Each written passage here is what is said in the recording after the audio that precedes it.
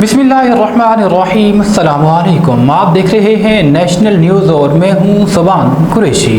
खबर शामिल करते हैं चिश्तिया से। हमारे नुमाइंदे याकूब कराचा की रिपोर्ट के मुताबिक पंजाब भर की तरह चिश्तिया में भी शदीद गर्मी की लहर जारी व सारी है।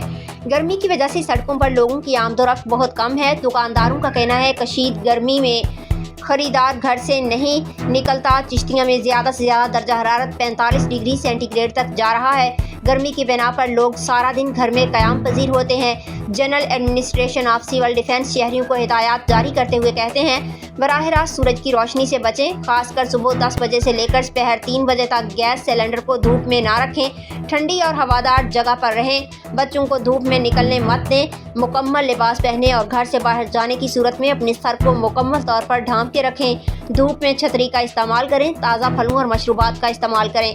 हाथों की सफाई का खास ख्याल रखें। ज़्यादा से ज़्यादा नहाएं। एसी वाले कमरे या गाड़ी से फ़ौरन निकलकर धूप में मत जाएं।